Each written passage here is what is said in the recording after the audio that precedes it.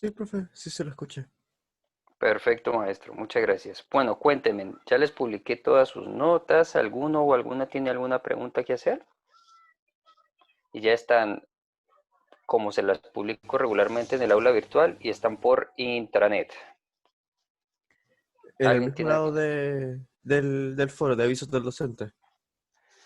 En el aula virtual, en avisos del docente, y ahí en avisos del docente, y es más, les mandé a ustedes un mensaje a través de intranet donde estaba el link que daba directo hacia las notas. Pero igual, si ingresas a intranet ya ves las notas porque todas están en intranet también. Vale, vale. Muchas gracias. Perfecto. ¿Alguna tiene alguna pregunta con relación a las notas, al examen de mañana? ¿Necesita algo?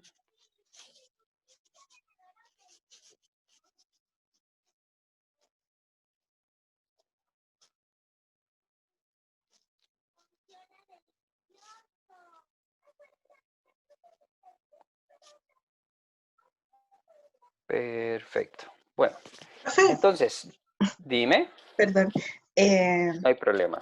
A mí me falta la nota de la actividad en clase 3. Actividad en clase 3. Un momentito. La Profe, señorita Gómez Yerti, no. La actividad en clase 3 de 5 al 8 al 20, tu nota es 6. Ah, bueno, no está en internet, ¿En cuál internet? intranet. En intranet. profe, Bien. a mí me pasa lo mismo que Yerti. No me ¿Qué parece te la pasa? mejor. Valentina Guayo. ¿Qué nota no te parece, mi estimada? La clase 3, el taller de clase 3. Vamos a ver qué fue lo que pasó con ustedes. Qué vergüenza. ¿Ah?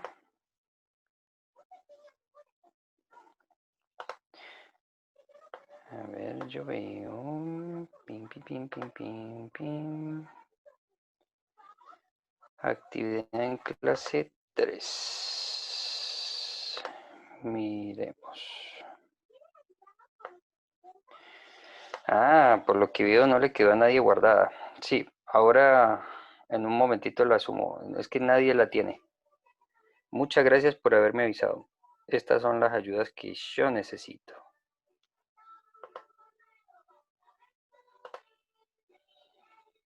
Sí, bien. Esa es exactamente la que falta porque la de wiki está.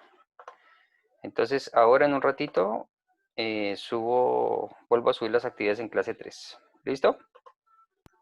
Ya, pues, profe, gracias. Gracias. No hay ningún problema. Bien, entonces, vamos a hacer el resumen. A partir de este momento, Yarti, te pido que me ayudes ahí estando atenta a las personas que vayan ingresando ahora después de la clase, de haber iniciado la clase, perdón. Y me concentro en darles el resumen y por favor me van haciendo preguntitas al respecto. ¿Les parece? Sí, profe.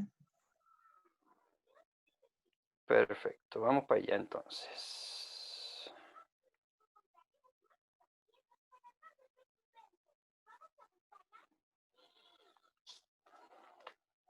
Bien, ¿se observa la presentación?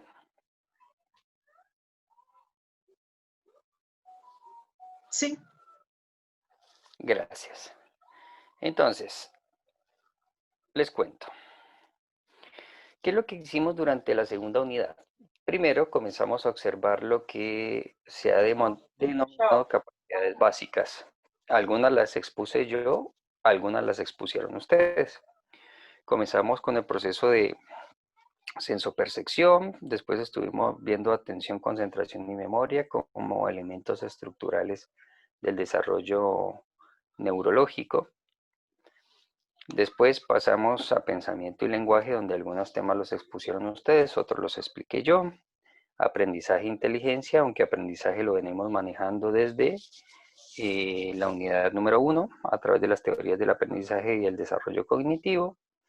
Unas compañeras expusieron emociones, sentimientos, motivación y estos temas que están apareciendo como resiliencia, factores protectores y factores de riesgo, fueron temas que se expusieron y la mayoría de estos temas se encuentran en la wiki, sobre todo a partir de pensamiento y lenguaje. Todo esto está en la wiki.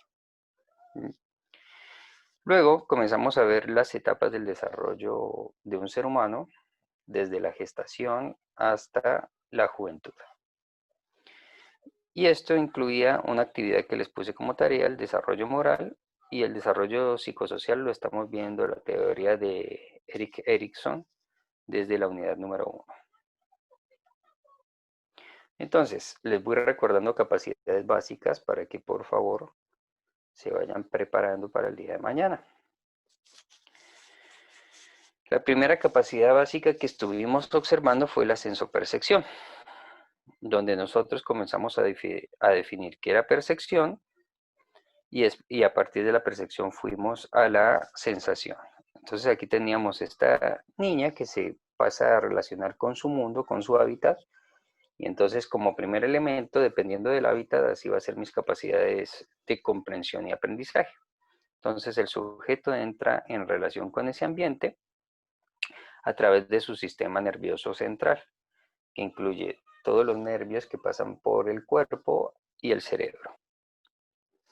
Entonces, decíamos que teníamos, para percibir tenemos 3 elementos, una que es la interiocepción, otra que es la propiocepción y otra que es la exteriocepción. Entonces, la interiocepción tiene que ver con estos elementos que uno va sintiendo en su cuerpo, como cuando la panza hace ruido, como cuando sé que estoy pensando, como cuando sé que estoy hablándome a mí mismo, a mí misma, como cuando tengo una sensación agradable o una sensación desagradable.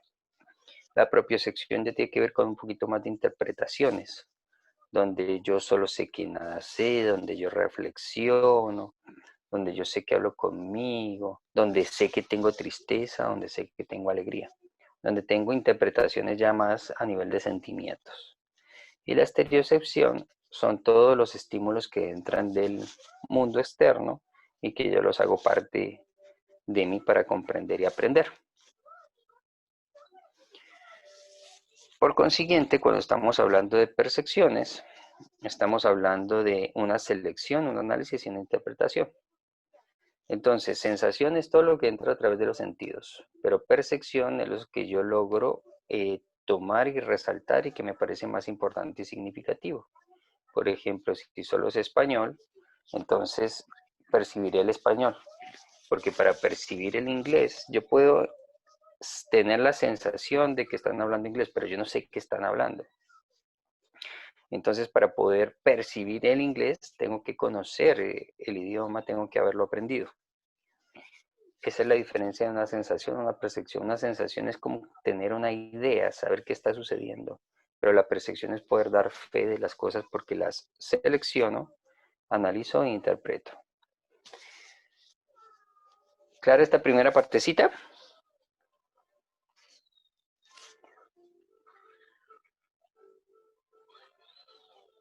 Sí, profesor. Bien.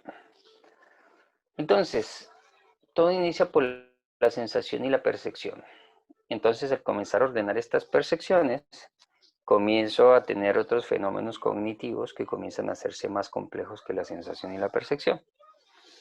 Y uno de esos fenómenos es la memoria. Entonces, la memoria es esa capacidad de retención de la información, pero esa capacidad de retención necesita primero fijarse, o sea, quedarse quieta en nuestra memoria, conservarse o sostenerse en nuestra memoria por mucho tiempo y después ser evocada cada vez que lo necesitemos. Y ese proceso implica que para que algo se fije en la memoria tiene que ser algo relevante, algo importante. Para que se conserve tengo que usarlo permanentemente y para que se evoque tiene que estar bien asociada. Y una persona que nos ayuda mucho a entender cómo esto funciona es el señor Vygotsky, cuando vimos teorías del aprendizaje, porque el señor Vygotsky dice que nosotros tenemos que generar un andamiaje. ¿Qué es el andamiaje? Tener una asociación de aprendizajes previos con un nuevo aprendizaje. Entonces yo tengo que evocar en los estudiantes, por ejemplo, sus propias percepciones sobre qué es el aprendizaje. Estudiantes, ¿qué entienden por aprendizaje? ¿Qué tipos de aprendizaje tienen? Entonces me van a sacar sus saberes previos. Y a partir de esos saberes previos, yo puedo comenzar con actividades a asociar un saber nuevo. Entonces, la fijación es comenzar a hacer el andamiaje de Vygotsky. La conservación es comenzar hacer el aprendizaje significativo. Que eso que ustedes aprenden sea importante para ustedes para que lo puedan estar evocando permanentemente.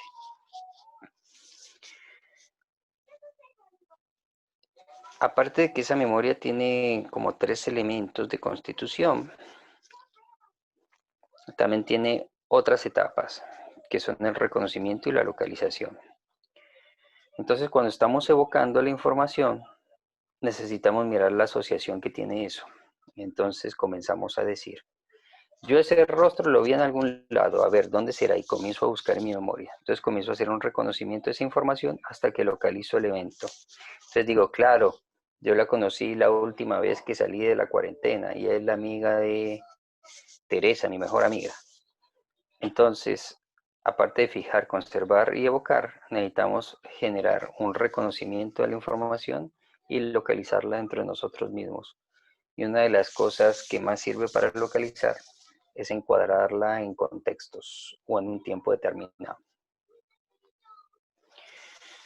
Otro elemento que vimos fue la atención y que había 4 niveles de atención. Una que es la atención selectiva y es, por ejemplo, yo en este momento estoy compartiendo cama con mi hija está viendo Plin Plin, que es un dibujito que le gusta mucho, y a su vez estoy dándole clase a ustedes. No me voy porque si me voy hacia el estudio, entonces mi hija se preocupa y vaya que yo le esté prestando atención. Entonces por eso me hago aquí en la cama con ella. Entonces, ¿qué tengo que hacer? No ver Plin Plin y sí conversar con ustedes. Esa sería una atención selectiva. Atención sostenida es poderla mantener en el tiempo. Las neurociencias del aprendizaje nos dicen que nosotros podemos sostener la atención en el aprendizaje 25 minutos y que esos 25 minutos luego necesitamos como una pausa neurológica para poder volver a concentrar nosotros 25 minutos. Una atención alterna. ¿Y de qué trata esta atención alterna? De que así como puedo poner una atención selectiva y sostenida, también tengo que estar atento a mi alrededor por si hay alguna amenaza. Entonces poder yo transformar mi atención selectiva hacia un nuevo estímulo y luego volver otra vez al estímulo anterior. Y la atención dividida es más que una atención alterna, es poder tener atención en varias cosas, como por ejemplo cuando estamos cocinando o conduciendo un vehículo.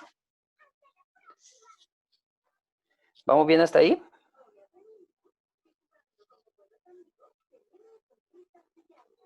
¿Alguna pregunta hasta aquí? ¿Podría mostrarme la última diapositiva de nuevo, por favor? Suya. Gracias.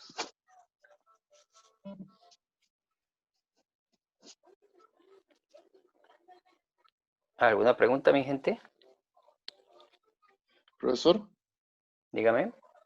en la atención alterna, cuando se refiere a que requiere óptimo conocimiento de las tareas a realizar, ¿quiere decir que tienen que estar bien dadas las instrucciones o que tiene que estar explicada la tarea de antes? Aquí en términos de atención es que yo la pueda distinguir. Y posiblemente para que yo la pueda distinguir o necesito que me la expliquen bien antes o necesito haberla comprendido bien antes. Porque también puedo comprender sin que me la expliquen. Entonces básicamente es que yo aquí tengo un conocimiento de las etapas. Como por ejemplo, yo cambié de diapositiva, hice una pregunta y vos me dijiste, profesor, ¿puedes devolverlo atrás? O sea que venías en una onda conmigo, de pronto algo te hizo clic adentro. Entonces desarrollaste una atención alterna y te viste con la necesidad de volver atrás. Ya, me quedó claro. O sea, con eso ya me quedó... Tenía la duda que ya se resolvió. Perfecto. Bien, entonces aquí voy a hacer anclajes de aprendizaje, porque tampoco vamos a ahondar profundamente en cada una de las temáticas. Pero sí puedo hacer asociaciones en donde pueden encontrar cierta información de ciertos materiales. Profe, Entonces, dígame, señorita. profe, una consulta. ¿Usted va a subir este PowerPoint a internet o a Ya dónde está. sea? Ah, ok. Sexta clase, Ya que lo unidad veo. 2. Gracias. Bueno, entonces, luego, algunos compañeros y compañeras comenzaron a exponer el resto de capacidades básicas. ¿Mm? Y todo esto está consignado en la única Wikipedia que hicimos durante el semestre. que está dentro de los talleres de la segunda unidad. Entonces, en esta wiki comenzamos a hablar de temas de motivación, que este era un tema que exponía Riveros y Cayo. Y entonces, igual, a medida que fueron avanzando cada una de las clases y antes de las exposiciones, yo les compartí material específico, papers específicos para ayudarles en la construcción de las exposiciones. Así que, aparte de contar con la wiki, tendrían que revisar en cada una de las clases los diferentes materiales de estas capacidades básicas. Todo eso está en las carpetitas. Entonces, una de las teorías que vimos que está asociada con las capacidades básicas es la motivación, que es el arte de hacer que la gente se interese por hacer algo. Esta teoría de las teorías de la motivación son interesantes porque básicamente surgen a partir de los años 40 a través del señor Maslow, donde por allá en los años 40, entre los años 40 y 50, le dijeron al señor Maslow: tenemos un crecimiento increíble en Estados Unidos, la gente se volvió muy rica, pero lo que nos dicen es que se volvieron ricas gracias a las guerras. Entonces, ¿qué es el mayor negocio de Estados Unidos? Para que sea potencia. Y de Rusia también, y de China también. Los tres hacen las mismas cagadas, cada uno en su partecita del planeta. Entonces, ¿qué es lo que nos dijeron? ¿Ustedes conocen a un filósofo francés llamado Foucault?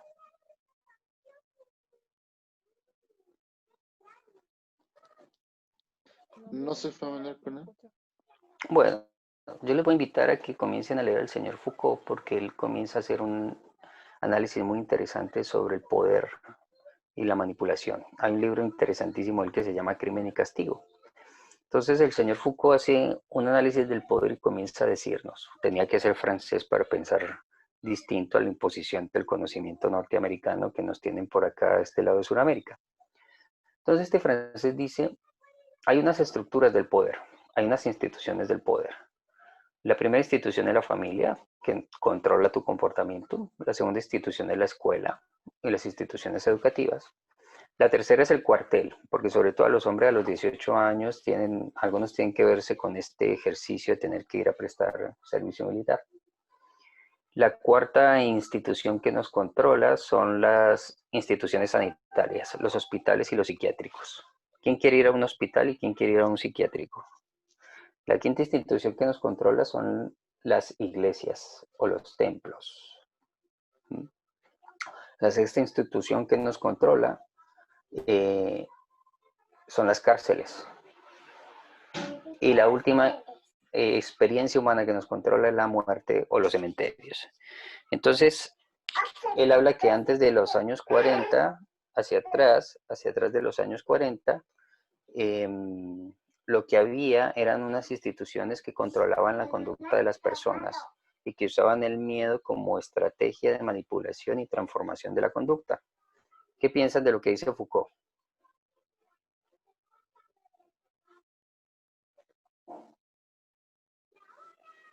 Profe, ¿puede repetir? Que justo se me cortó un poco el internet.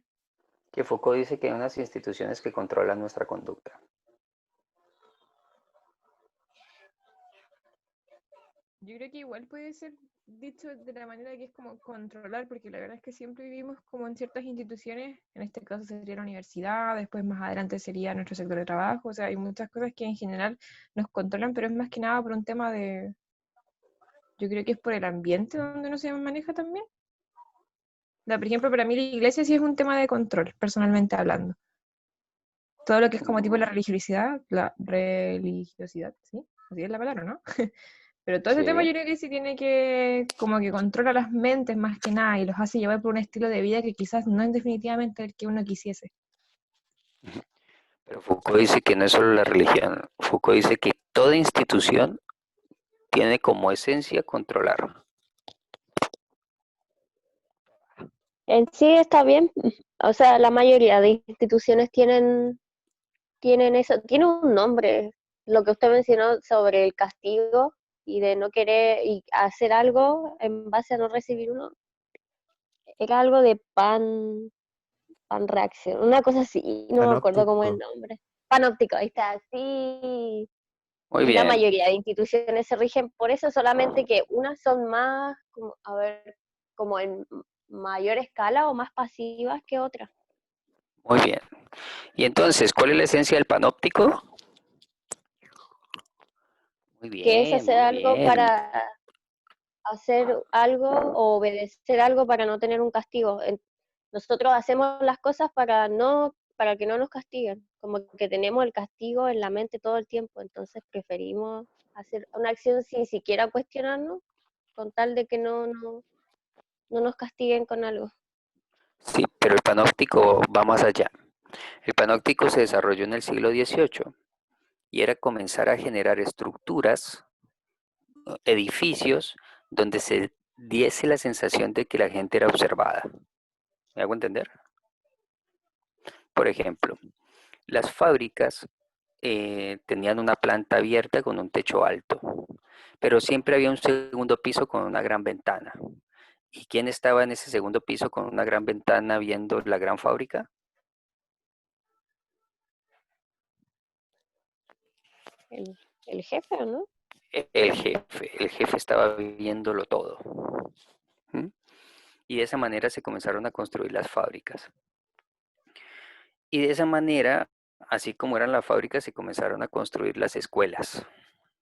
No hay nada más incómodo que una escuela, donde las sillas son duras, donde a veces son incómodas, donde todos tenemos que estar en cuatro paredes. Pero es que ahí nos van entrenando porque la idea es que después cuando vamos a trabajar vamos a estar encerrados cuatro paredes en lugares incómodos.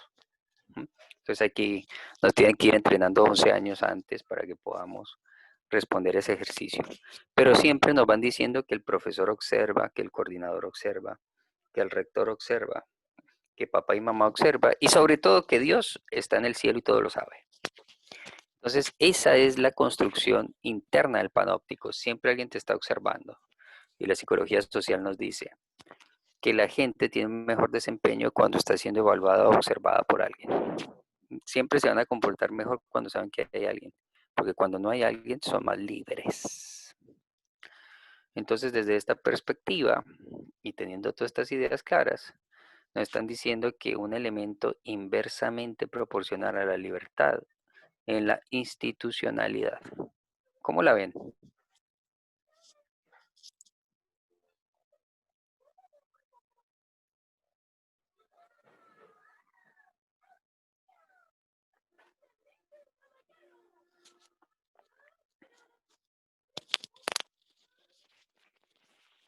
Bueno, ahí se las dejo.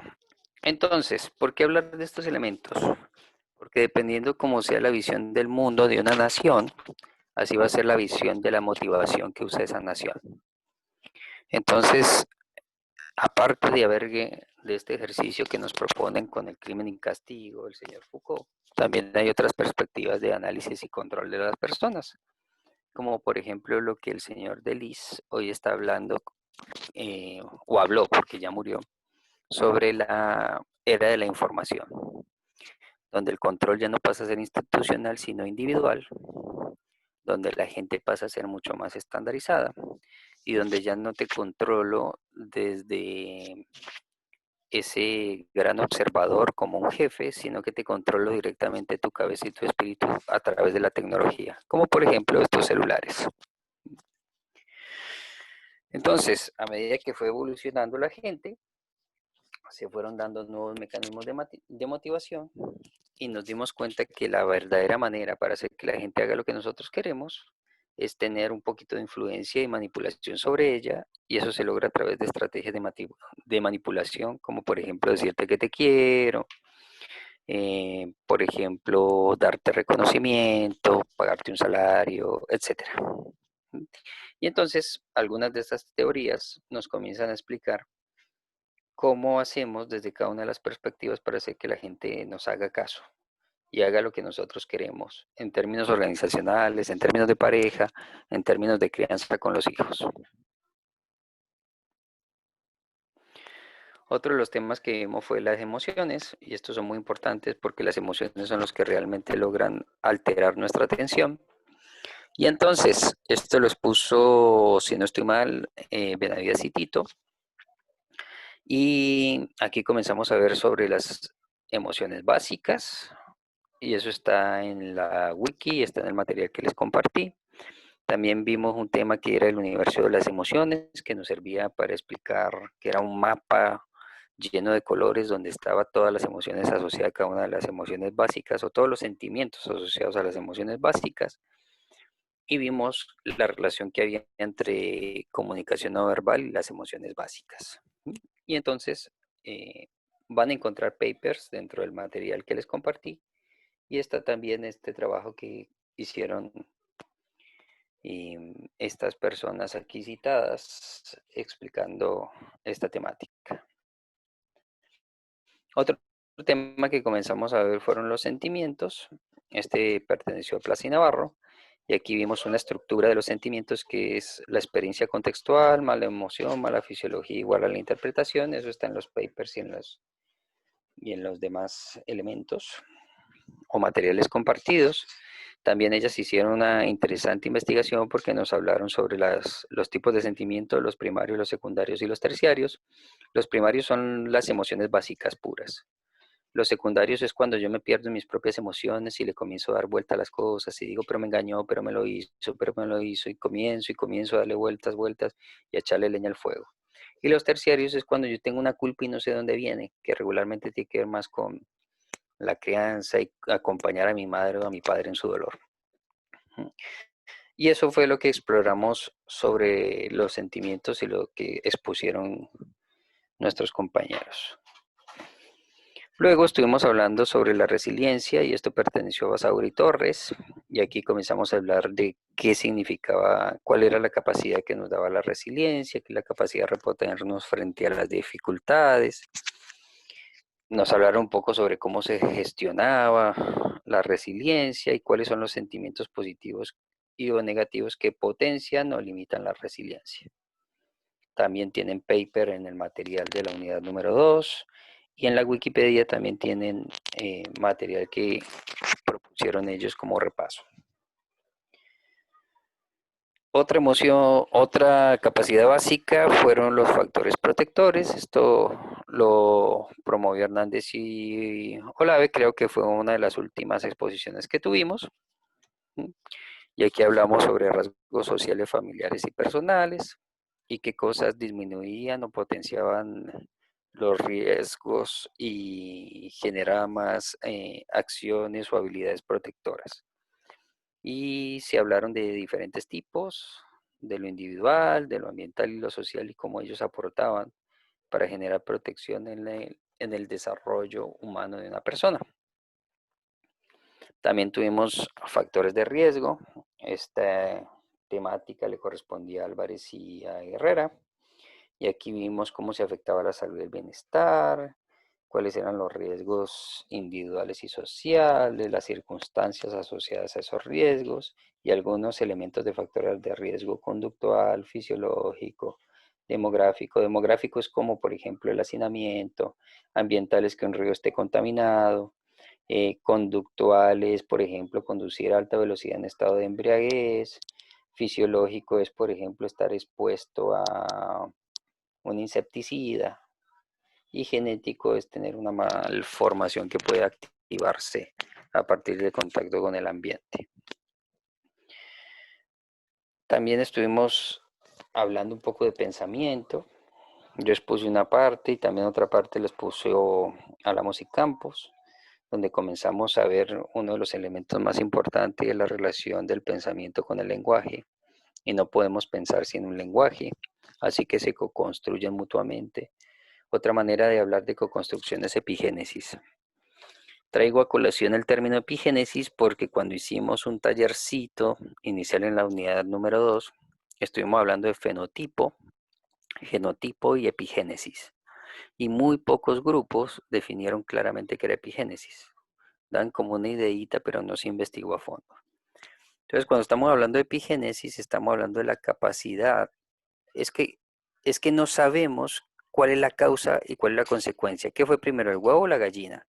Entonces, ¿qué fue lo que encontraron algunos científicos? El concepto de epigenética. Y fue que a medida que fue cambiando el ave, fue cambiando el huevo, ¿sí? Y el uno se fue transformando con el otro. el hecho de que el uno y el otro se transformen se conoce como hipogénesis. Por ejemplo, uno inocentemente podría decir que el papá transforma a los hijos. ¿Pero acaso el hijo no transforma al padre? ¿Acaso sin que yo sea su hijo, él podría saber cómo ser padre? ¿Él podría saber lo que le va a suceder y las cosas que tiene que dar y hacer para poder ser padre o madre? Entonces, el hijo transforma al padre y la madre tanto que el padre y la madre transforman al hijo. Eso sería epigenética. ¿Se entiende un poquito el concepto de epigénesis?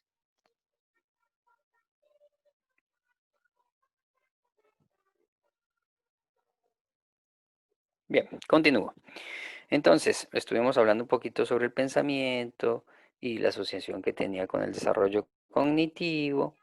Luego, Ávila y Calderón estuvieron hablando del lenguaje y cómo era tomar estos signos lingüísticos, cómo el lenguaje es contextual y depende del lugar en que estemos y cómo van siendo símbolos que van representando pensamientos o ideas o tendencias, cómo el pensamiento tiene también varios procesos que no tiene que ver solo con el desarrollo lingüístico, que a su vez es un desarrollo motor.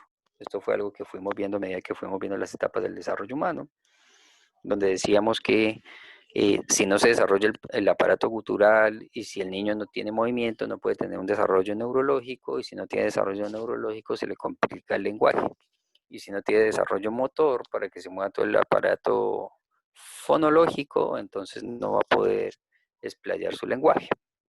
Entonces, lenguaje y movimiento son una misma cosa, sobre todo a medida que el niño se va desarrollando. También estuvimos hablando de aprendizaje y esto lo hemos hablado desde la unidad número 1, donde vimos teorías del aprendizaje, como la teoría cognitiva, la teoría conductual, el aprendizaje significativo, donde vimos hasta el aprendizaje conceptual del señor Novak. Las personas que nos hablaron sobre aprendizaje y que lo pusieron en la wiki son Rojas y Seida. Otro de los elementos importantes fue la inteligencia, y aquí en la inteligencia no era solo los conceptos de Bonet, sino que también eran los tipos de inteligencia, como lo que propuso el señor De Bono o el señor Howard Gardner, que son los 7 tipos de inteligencia, que son los que están aquí citados: la inteligencia musical, interpersonal, intrapersonal, naturalista, espacial, lingüística, lógica y kinestésica. Y otros de los conceptos más recientes de inteligencia tiene que ver con la inteligencia emocional y sus aspectos a desarrollar o gestionar. Esto lo desarrolló Gómez Aguayo. ¿Alguna pregunta hasta ahí sobre esas capacidades básicas y dónde encuentran el material para acabar de repasarlo? No, más que nada con las necesidades básicas, porque si está subido, entonces puedo repasarlas, porque son bien engorrosas cuando intentamos definir un poco a qué se refieren, pero aparte de eso. Tal cual. Y para eso tenés la wiki y para eso tenés los papers anexos a cada una de las clases que fuimos experimentando. Entonces, después de haber hecho esa exploración por las capacidades básicas, desde la sensación y percepción hasta el lenguaje, la inteligencia y el pensamiento, nos pusimos a ver las etapas de desarrollo, que son observables también. Entonces comenzamos con el periodo prenatal y el parto, donde comenzamos hablando desde la fecundación, luego la aparición de la mórula, hasta que se va dando las primeras etapas del desarrollo embriológico o el embrión, y luego el embrión, la histogénesis, conocida como también la aparición del feto. Y como ya sabemos, esto tiene unas repercusiones políticas y sociales en Chile, porque a partir de aquí, antes de este periodo, en Chile podría llegarse a abortar si se cumple con las 3 causales o no. Pero a nivel religioso todo esto hace que nosotros tengamos que tener nuestros hijos, y porque sí, un debate interesante en Chile, porque Chile es considerado uno de los países más creyentes de América Latina, casi al nivel de los españoles. Entonces es un debate social importante. Y lo que dijimos en este desarrollo embriológico es que lo rojo hace parte de lo terriblemente sensible para que no haya problemas genéticos. Y lo amarillo hace parte de etapas no tan sensibles, o sea que no va a haber tanto riesgo en el desarrollo si no me cuido. Eso estuvimos explorando y aparte de eso estuvimos hablando del parto y un tema que es muy importante y muy actual sobre el parto humanizado. Luego de haber explorado estos ítems del desarrollo embriológico y haber hablado del parto, las condiciones asociadas al parto y hacer actividades en clase al respecto, otro tema esencial es el apego. Y como pudieron ver, según las actividades que yo revisé, una de las actividades era que tenían que ver el programa Chile Crece Contigo y a partir de ahí hacer una crítica y hacer un resumen de una de las actividades en clase. Entonces, miremos el apego que tiene que ver entre un cuidador y un hijo. Entonces, esto es muy interesante porque la teoría del apego nos llevó a revertir algo que decía el conductismo. El conductismo creía que nosotros podríamos dejar de confiar en los padres para crear a los hijos porque como que los padres eran muy imperfectos en esa creencia y que el Estado debía pasar a la batuta del cuidado de los niños y que si era posible era importante institucionalizarlos. Y esto comenzó con los orfanatos. Entonces comenzaron a aplicar estas teorías de desarrollo del aprendizaje donde no era necesario padres y es más, ni siquiera estaban presentes. Pero se dieron cuenta que fracasaron las instituciones. Los niños nunca tuvieron lo que podrían adquirir dentro de una familia y que es más, los niños institucionalizados les importaba un carajo los tutores, lo que querían era una bendita familia. Y entonces se dieron a la búsqueda de saber por qué esto sucedía y fueron los ingleses los que encontraron la teoría del apego. Y se las voy a explicar brevemente porque es una de las teorías más complejas que hemos visto. Cuando estamos hablando del Olón, estamos haciendo referencia a una totalidad parte, algo que desde un nivel es una parte, pero desde otro nivel es una totalidad porque también está conformado por partes. Como por ejemplo, un sujeto es un sistema de órganos y de sistemas orgánicos que le permite la vida, pero si vemos al hígado, el hígado es una parte de ese sistema, es una parte del sistema humano o el sistema sujeto, pero a su vez, si vamos a un nivel un poco más intracelular, nos damos cuenta que el hígado es muy complejo y que tiene muchos microsistemas en la constitución de ese hígado. Y entonces ahí nos vamos dando cuenta que a su vez es una totalidad muy compleja llamada hígado, pero a la vez es una parte, y a esa parte es del cuerpo humano. A eso hace referencia el concepto de Olón. Entonces el Olón pareja, que inicia una familia, pero que después pasa a ser simplemente parte de una familia, en su construcción de esa pareja, lo más probable, porque es uno de los fines de la pareja, es la perpetuación de la especie. Es uno de los tantos fines que tiene. Pero bueno, un Olón pareja se puede transformar en un Olón familia. Convencional, ¿no? Pero no importa que el hijo no sea de ellos, porque el hijo, así sea adoptivo, va a pasar por las mismas experiencias que un niño biológico. Entonces nos dimos cuenta que el primer vínculo que se genera un niño es con la madre, y que es inconsciente y que es un principio, porque a ambos se les va a activar ciertas hormonas que los va a llevar a que el uno necesite del otro y que va a haber alivio en esa interacción. Y esa interacción que hay entre un cuidador y un hijo se le conoce como apego. ¿Qué características tiene esa interacción? Tiene las siguientes características.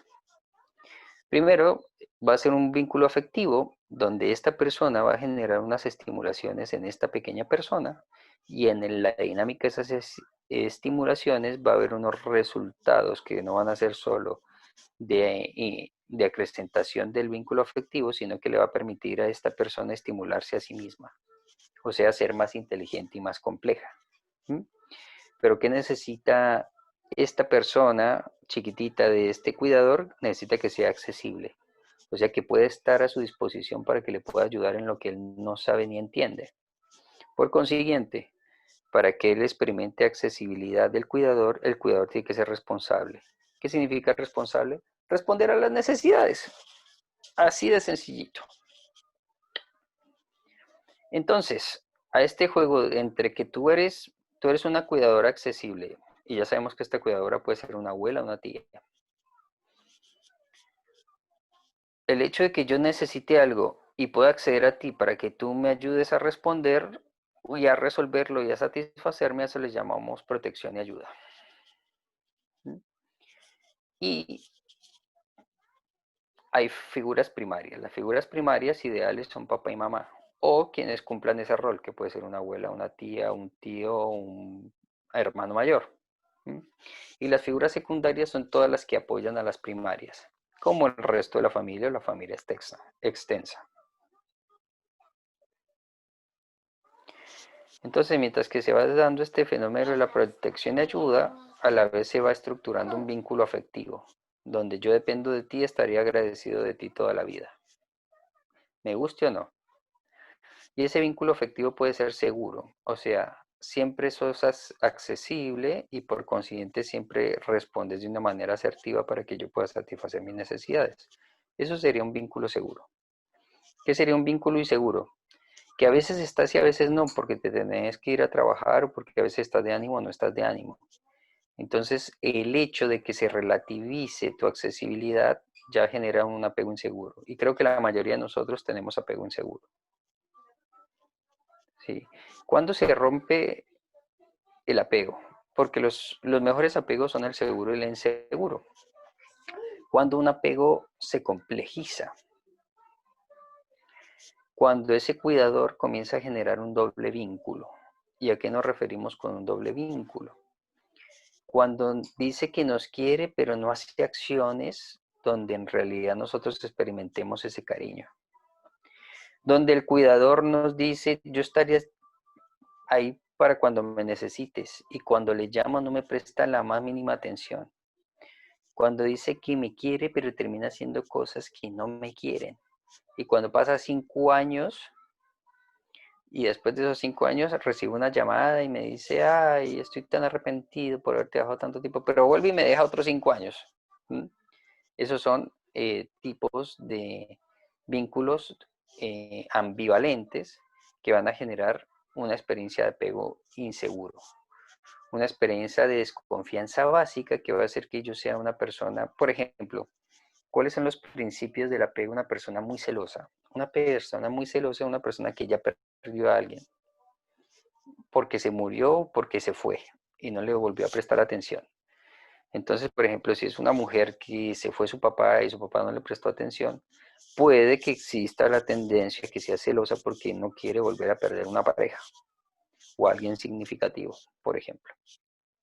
Pero bueno, ahí hay muchos elementos que darnos cuenta, pero regularmente nuestras inseguridades emocionales hacia el otro y hacia nosotros mismos tienen que ver con un apego inseguro o un apego desorganizado, doble vinculante. ¿Más o menos claro cómo funciona el apego? ¿Y los Sí, tipos profe. de apego? Perfecto. Entonces, ese apego doble vinculante es el que se conoce como desorganizado y es cuando la gente está un poquito loquita emocionalmente porque no saben en quién confiar, son desconfiados, les gusta estar solos, les gusta que nadie los moleste, tiene arrebatos emocionales donde o se enoja o se pone muy triste y nadie puede controlar como esa experiencia. Después de que vimos el desarrollo de prenatal, parto y la teoría del apego, comenzamos a ingresar en la primera infancia. Para Chile, la primera infancia es sobre todo entre los 0 y los 6 años, si seguimos el programa Chile Crece Contigo. Entonces, esa es la primera infancia. ¿Por qué la primera infancia es importante? Porque es donde se dan todos los lazos neurológicos y toda la estabilidad emocional para que alguien sea más o menos saludable. ¿Sí? Y entonces, ¿qué es lo que sucede aquí? Que el gobierno chileno debe garantizar que los niños de los 0 a los 6 años tengan todas las facilidades para desarrollarse. Entonces, que tengan servicio médico, que tengan alimentación, que tengan educación, que tengan estimulación y cariño. Entonces ahí es donde salen los programas Junji, donde la idea es supuestamente tener la mayor cobertura de gratuidad y hacer que los niños vayan a estos jardines, a estas primeras escuelas, porque entre los 0 y los 6 años no se puede ingresar a primero de primaria, no se puede ingresar a la educación básica. Lo que tiene que ver es todo un aprestamiento donde el niño sea estimulado, sea alimentado y sea querido para que se pueda darse a desarrollar. Entonces, estas son las alacunas, el preescolar, que es lo que lidera Junji. Entonces, en ese desarrollo, entre los niños preescolares, comenzamos a ver ciertas etapas y comenzamos a ver 3 líneas importantes. Una que es el desarrollo motor, el desarrollo cognitivo, el desarrollo del lenguaje y el desarrollo social. Y comenzamos a ver algunos hitos donde el niño entre los 0 y los 6 meses tenía que tener los reflejos básicos, como por ejemplo, si le pongo mi dedo en su manito, tiene que cerrar la manito. Si le hago una caricia en la mejillita, tiene que mover la carita como buscando teta. Después de los 3 meses tiene que sostener ya su cabecita. Después de los 6 meses ya tiene que aprender a sentarse.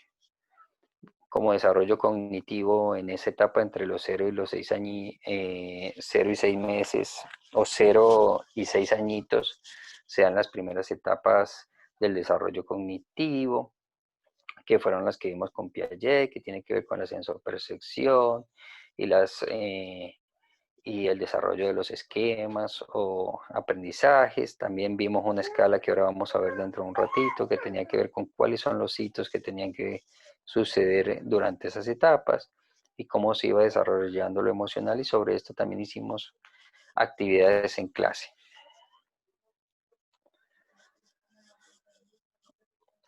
Tenemos nosotros 3 enfoques básicos sobre el desarrollo del lenguaje, que para ustedes es importante porque usted está en el mundo de la pedagogía. Entonces, 3 perspectivas. Una es la de Skinner, donde simplemente lo aprendimos en el entorno social y la sociedad nos lo va moldeando, condicionando. Chomsky, que asegura que nosotros ya tenemos principios innatos del lenguaje, así que tenemos una predisposición para aprenderlo. Y el señor Maturana, donde dice que lo aprendemos, donde dice que tenemos una predisposición innata, pero que necesitamos el cuerpo para hablar, el cuerpo y las emociones para hablar. Entonces, para él, el desarrollo cognitivo, el desarrollo emocional y el desarrollo corporal son una misma cosa, y los 3 se necesitan para que se pueda dar el lenguaje. Este es el chilenito. Y otra cosa que les compartí no hace mucho fueron como los hitos del desarrollo del lenguaje, que partía del llanto como su primera estrategia de comunicación, donde iban apareciendo balbuceos, luego el uso de algunas letras o vocales sobre todo, luego la aparición de algunas sílabas, hasta que se van estructurando algunas palabras, y hay unas palabras que tienen que memorizar a determinada edad, hasta comenzar a generar unas oraciones con una estructura clara, ir desarrollando la sintaxis hasta que se comunican normalmente. Y de esto también les compartí textos y actividades que realizamos en clase.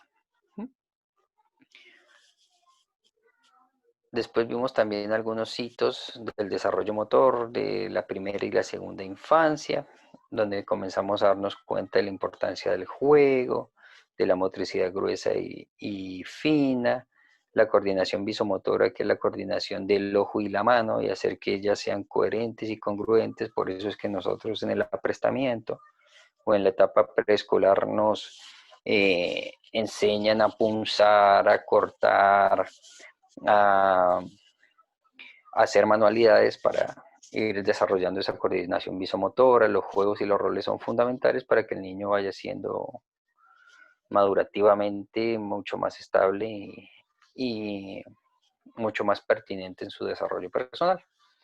Y comenzamos a ver algunos factores de riesgo que tenían que ver con la enfermedad, obesidad, enfermedades infecciosas, diabetes juvenil y algunas accidentalidades porque en esta edad se rompían mucho los huesitos. Entonces, después de esa primera infancia seguía la segunda infancia y es la etapa de la primaria básica, cuando el niño o la niña está entre los 7, 10, 11 años, antes de que aparezca la pubertad, porque la pubertad ya lo pone como en otra instancia de desarrollo humano. Entonces, todo lo que ocurre en la vida escolar y toda la socialización y la normalización escolar es lo que tiene que ver directamente con la segunda infancia. Entonces ya es un niño mucho más institucionalizado que el niño de la primera infancia, ¿sí? Donde el arte, el juego y el afecto son fundamentales y no solo darle clase a los niños, y donde las teorías más complejas ya nos están hablando de las inteligencias múltiples, y entonces tenemos que construir mejores escenarios de aprendizaje para los niños y las niñas. Pregunta, ¿ustedes saben cuál es el mejor colegio de Chile? ¿El mejor liceo de Chile? No. ¿Para ustedes es público o privado? El mejor colegio de Privado. Chile. ¿Y qué pasa si yo le digo que está loco? Que pensé que la plata tenía más poder que la educación pública. No. El mejor colegio, y lo pueden googlear, se llama el Liceo San Nicolás. Es un colegio que es polimodal. ¿Saben qué es polimodal?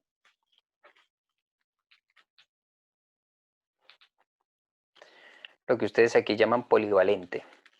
¿Sabemos qué es polivalente?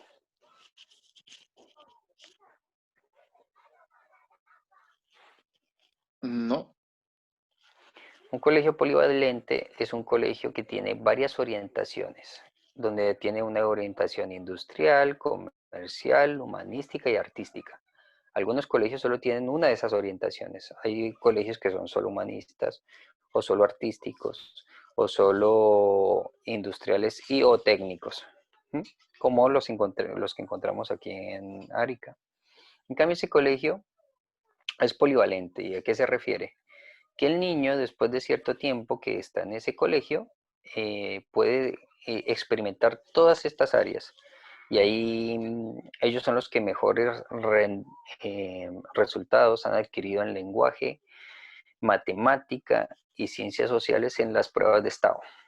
Por eso en este momento es el mejor liceo. Y viene siendo el mejor liceo en los últimos 4 años. Y es un colegio público. El rector lleva 12 años al mando de este colegio, de este liceo, y ha recorrido 12 países tratando de las experiencias más significativas. Entonces se vino aquí a Chile y comenzó a pelearse directamente, a pelearse con todas las directivas del Ministerio de Educación. Así que el flaco lo tiene entre ceja y ceja, pero es intocable porque nadie tiene los resultados en el país que él tiene, ni siquiera los colegios más ricos, como el Georgetown de Santiago. Y es el único colegio que hace que todos los niños tengan la exploración en todas las dimensiones, deportivas, artísticas, técnicas, comerciales, industriales y de investigación. Encima de todo, tiene la línea de investigación. Pero si ustedes se ven esto, a esto le han hecho muchos documentales, el hombre dice esto: arte, juego y afecto y las inteligencias múltiples. Si le apostamos a eso más que a los contenidos, vamos a lograr que los niños tengan una mejor estimulación. Y los docentes, casi que el 65% de los docentes ya tienen maestría. Y sirve mucho el modelo finlandés. Y las bases del modelo finlandés son arte, juego y afecto. Así que les dejo esa experiencia para que se inspiren de las cosas grosas que están haciendo los chilenos.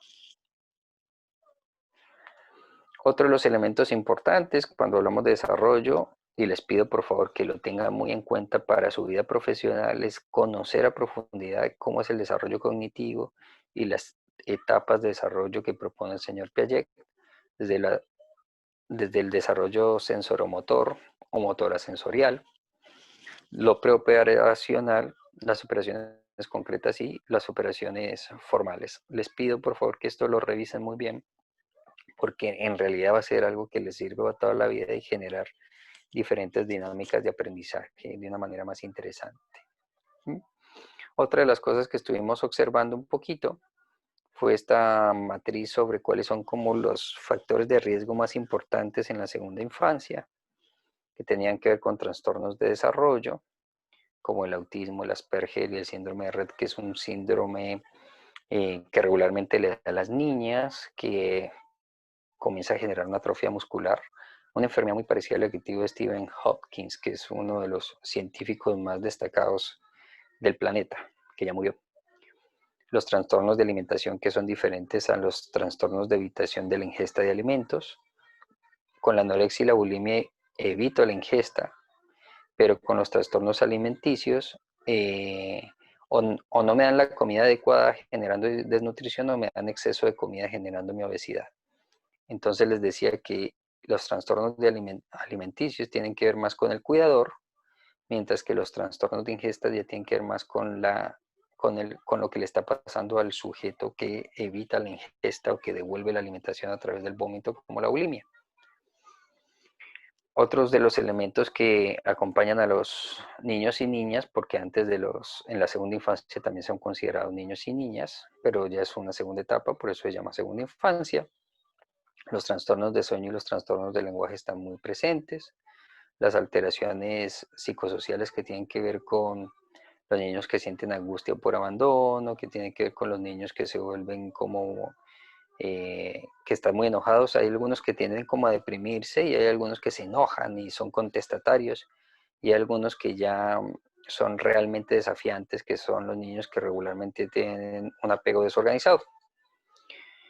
Y bueno, y ahí tenemos otro tipo de trastornos y de esto les compartí links para que lo observaran en las diferentes páginas que hablaban sobre estos factores de riesgo y también les puse papers y actividades en clase para que pudieran explorarlo y mirarlo.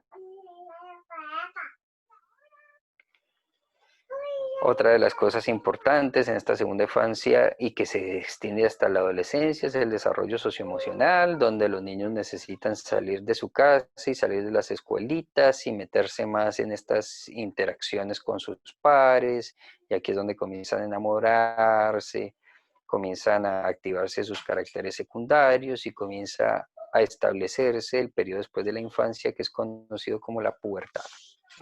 Y la pubertad va a venir acompañado de enamoramiento.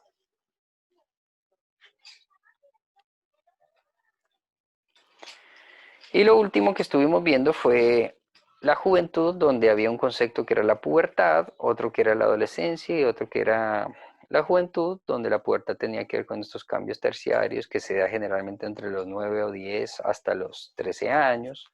Luego con la adolescencia, que es donde no solo siguen los cambios de los caracteres secundarios, que son profundamente sexuales y las nuevas hormonas que comienzan a dar vueltas por nuestro cuerpo, sino que también tiene que ver con esa adaptación que tiene que tener nuestra cabeza para dejar de ser niños, para pasar a tener responsabilidades adultas, lo cual es traumático, hasta que aparece el joven que sería sus edades en este momento de la vida.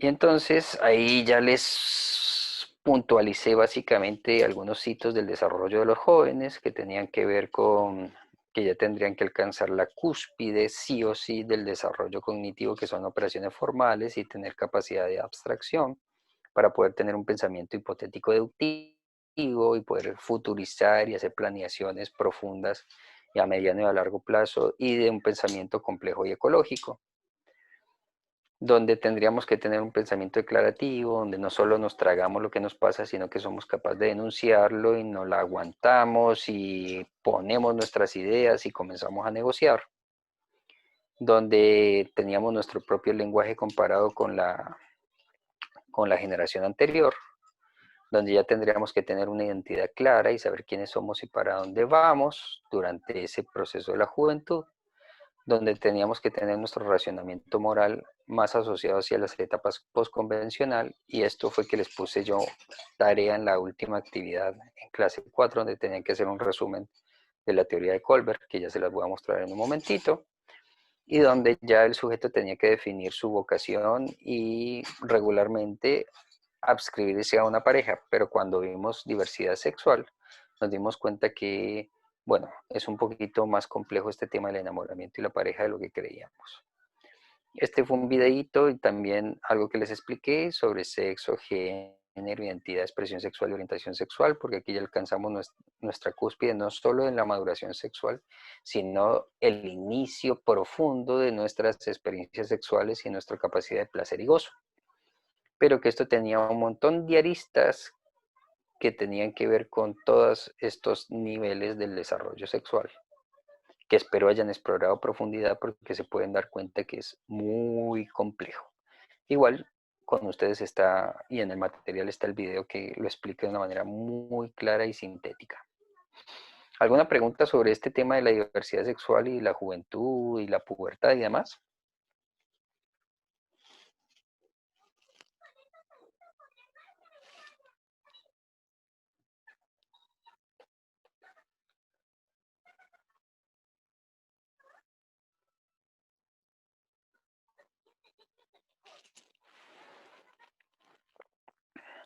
Perfecto. Y entonces en esa etapa de la juventud también se aplican las etapas del desarrollo psicosocial que vienen desde el infante, pasando por el niño. Esto sería lo que se llamaría, el infante sería el bebé para esta teoría. El niño sería, el niño y el preescolar sería primera infancia, el estudiante sería segunda infancia y de ahí para allá ya las etapas que nosotros conocemos.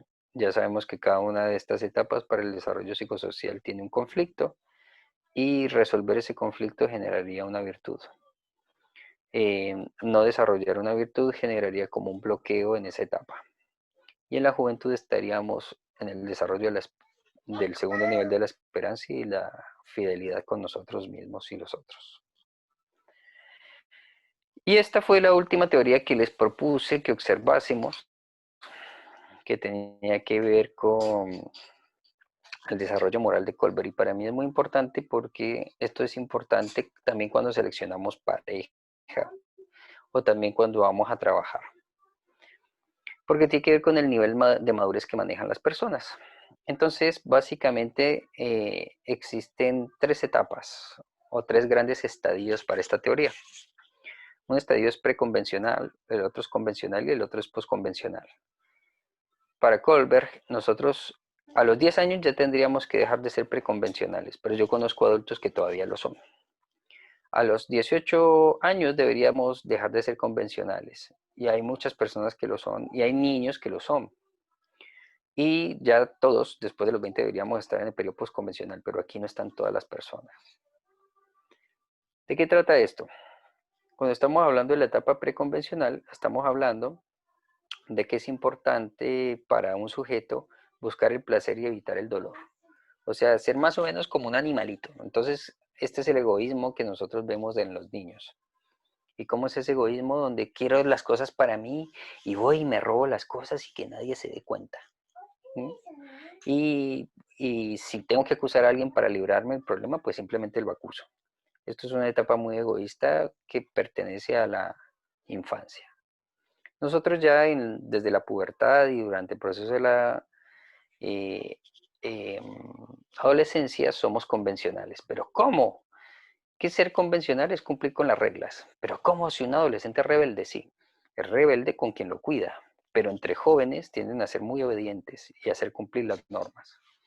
Entonces, cuando hablamos de convencional, es cumplir las normas de los pares, no tanto las normas de la autoridad. Entonces, a eso se les llama un periodo convencional. Pero ¿qué sería el periodo postconvencional? No actuar por obediencia ni por egoísmo, sino por convicción, por el bien supremo, donde hago las cosas por justicia, no simplemente por sacar un beneficio o simplemente por ser obediente. Un ejemplo para que podamos entender esto es muy sencillo. Imagínense que van en el auto, entonces van ustedes en su auto, seguridad. Entonces el pasajero ve que hay un retén de la policía y dice, uy, me voy a poner el cinturón para que no me pongan multa. ¿Mm? Entonces, ponerme el cinturón cuando mi razonamiento moral es evitar el castigo, sería un razonamiento preconvencional.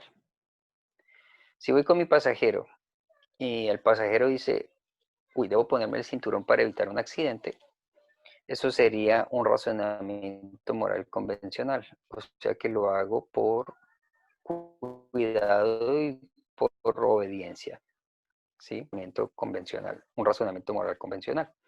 Pero si antes de subirme si apenas me subí al auto, me pongo el cinturón y yo le pregunto, ¿por qué te pones el cinturón? Y él me dice, para preservar la vida, o me dice porque hay que tener cuidado conmigo y con el otro, por ejemplo, ahí ya teniendo un racionamiento moral más convencional que tiene que ver con la convicción y el compromiso, más que con la obediencia.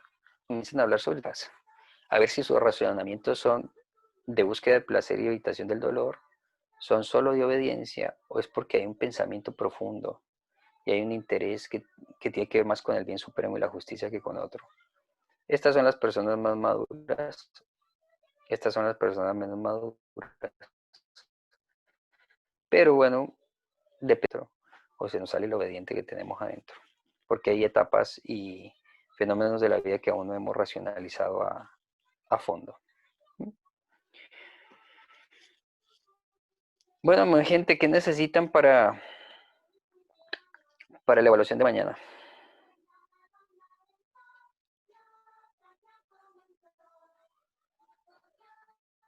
Yo necesito saber, se van a evaluar los contenidos a partir de la segunda unidad y hasta lo último que vimos de la última, ¿verdad? Básicamente, ¿qué vamos a evaluar? La segunda unidad, estructurada en qué, en el resumen que les acabo de dar. Ya, ok, en ese caso, qué bueno que... Está bien. También otra cosa que quería preguntar era, la prueba, habíamos quedado que iba a ser individual, ¿verdad? Sí, la Ya. prueba es individual, por eso va a ser solo la segunda unidad. ¿Y cómo la vamos a presentar? ¿La vamos a presentar a través de un formulario o vamos a tener que hacerla en un Word y mandarla? La vamos a hacer a través del aula virtual. Y va a Igual que la ser... otra vez. exacto, igual que la Ok, otra vez. perfecto. ¿Qué más Profesor, necesita mi gente? Cuénteme, maestro. no sé si sea del todo adecuado preguntar esto, pero vamos a analizar un caso como en la primera prueba, o diferentes casos, mejor dicho. Bien, primero va a haber unas preguntas duras teóricas que van a ser de selección múltiple, ¿sí? Por un lado. Por el otro lado, solo vamos a tener un caso para analizar preguntas abiertas o para ser abordados de preguntas abiertas, ¿sí? No sé si eso responde a tu pregunta. Sí, sí, muchas gracias. Bueno, maestro. ¿Qué más necesitan saber?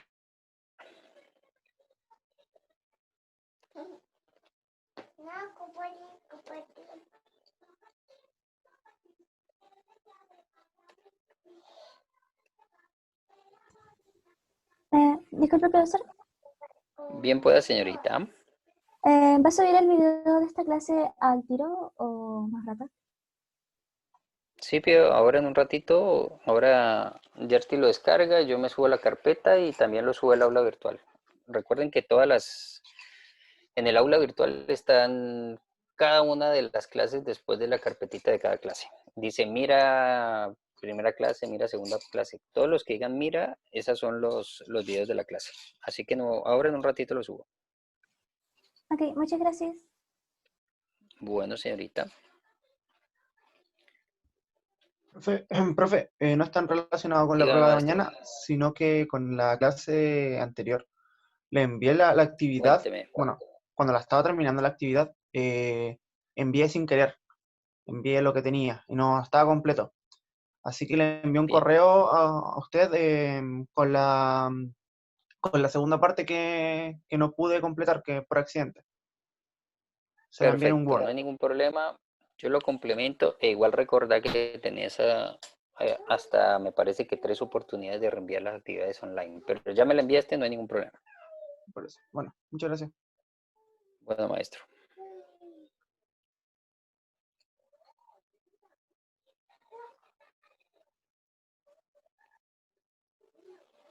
¿Qué más necesita mi gente?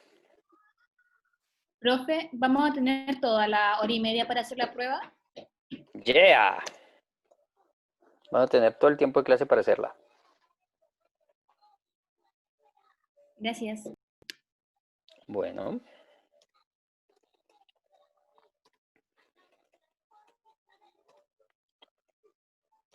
Bueno, ¿necesitan algo más, criaturas o criaturas, o los dejo libres? No, profesor, muchas gracias. Perfecto. Bueno, mi gente, un abrazo. Ahora reviso la actividad en clase 4 para dejarle completita esas notas. Subo la actividad en clase 3 que veo que no la guardé.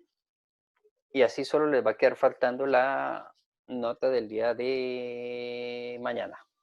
Que mañana mismo, después de que acabemos el examen, lo calificaré y la subiré. Y así vamos a tener todo listo antes del 28, que es cuando me exigen tener todo listo.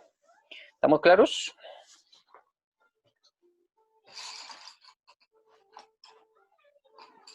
Sí, profe. Bueno, mi gente, entonces, si no es más, sois libres. Disfruten su día. Carpe diem.